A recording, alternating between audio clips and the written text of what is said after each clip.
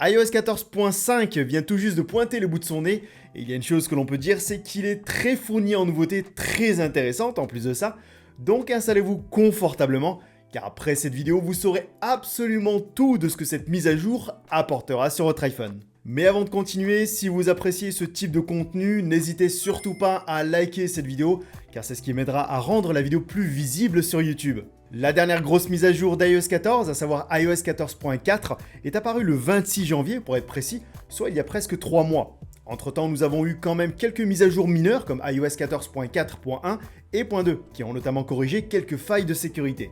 Salut tout le monde, c'est Ayman, et après 8 versions bêta et une version release candidate, ce qui est un record sur le nombre de bêta, la version finale d'iOS 14.5 est aujourd'hui disponible pour tout le monde sur tous les appareils compatibles, à savoir tous les iPhones à partir de l'iPhone SE. Cette première nouveauté concernera exclusivement les iPhone 12, car avec la mise à jour iOS 14.5, vous pourrez d'ores et déjà utiliser la fonction Dual SIM en 5G. Cette fonction qui permet d'utiliser deux lignes téléphoniques sur un seul et même iPhone, notamment en y insérant une carte SIM physique et en activant une autre carte SIM virtuelle cette fois, par le biais de votre opérateur. Personnellement, c'est exactement ce que j'ai fait sur mon iPhone 11 Pro, qui était déjà compatible Dual SIM, mais en 4G bien sûr, et ça me permet d'accumuler un numéro perso en plus d'un numéro professionnel que je peux désactiver à tout moment. Cela peut s'avérer aussi très pratique pour voyager en conservant votre forfait sur la SIM virtuelle et en achetant une carte SIM physique sur place pour utiliser la 5G locale. Bon, pour l'instant, on ne peut pas encore bien se déplacer,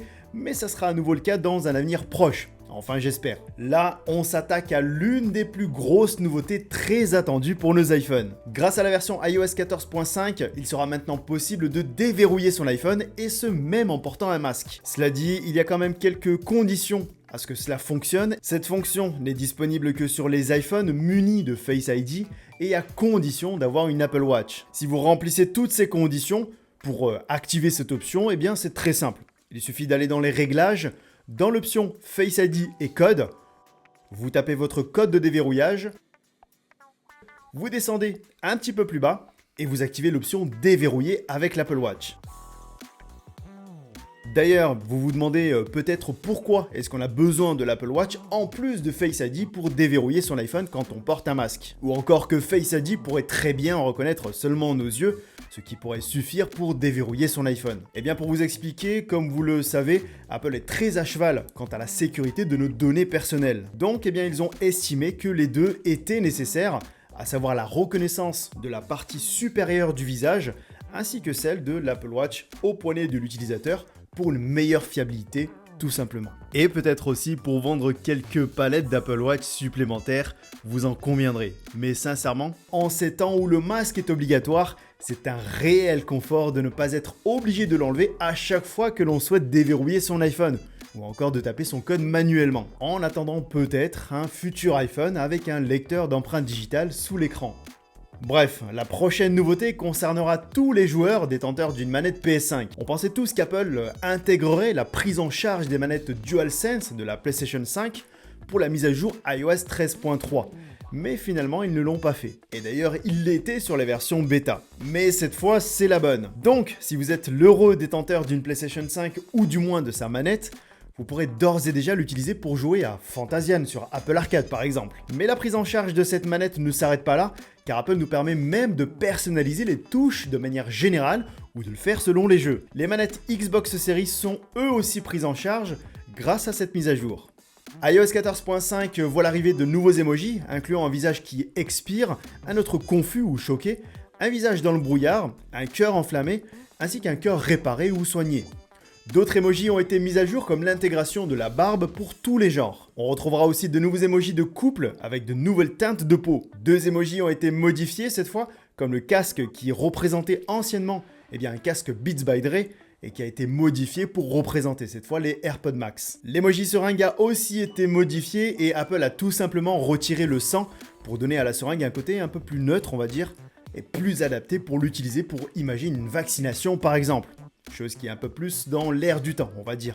Et malheureusement. Avec iOS 14.5, vous aurez la possibilité de sélectionner votre service de streaming musical, comme Spotify ou Apple Music, pour lancer votre musique avec Siri. La première fois, quand vous allez demander à Siri de jouer une musique, l'assistant vocal vous proposera de choisir un service par défaut, parmi ceux qui sont compatibles, qui sera automatiquement lancé à chaque fois que vous lui demanderez de lancer une musique. Alors attention, là on ne parle pas de paramétrer une application par défaut.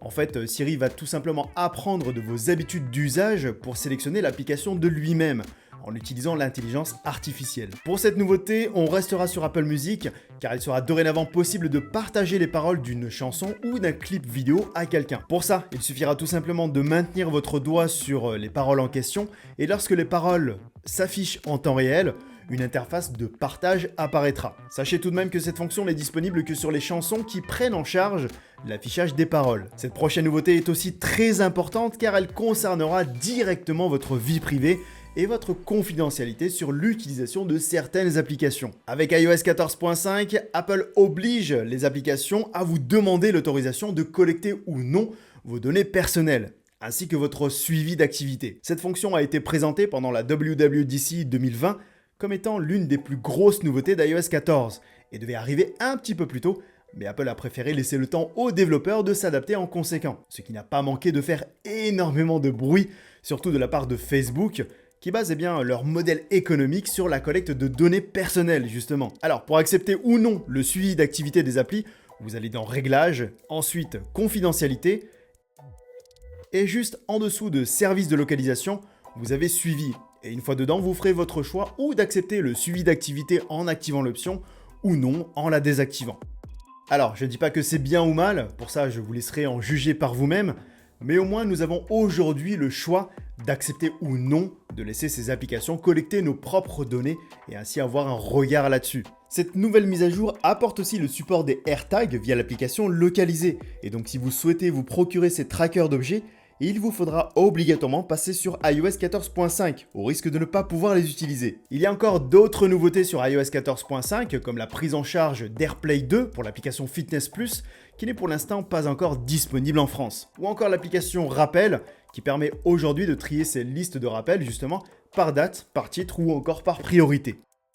Et voilà les amis, c'est déjà la fin de cette vidéo et merci à vous de l'avoir visionné jusqu'au bout. Si vous avez déjà installé iOS 14.5, n'hésitez pas à nous dire comment s'est passée cette mise à jour dans les commentaires et nous dire en même temps quelle a été la nouveauté que vous avez préférée. Et si la vidéo vous a plu, n'hésitez pas à la liker, ça fait toujours plaisir.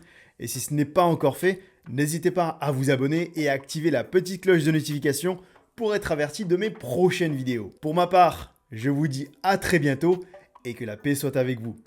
C'était Ayman. Peace.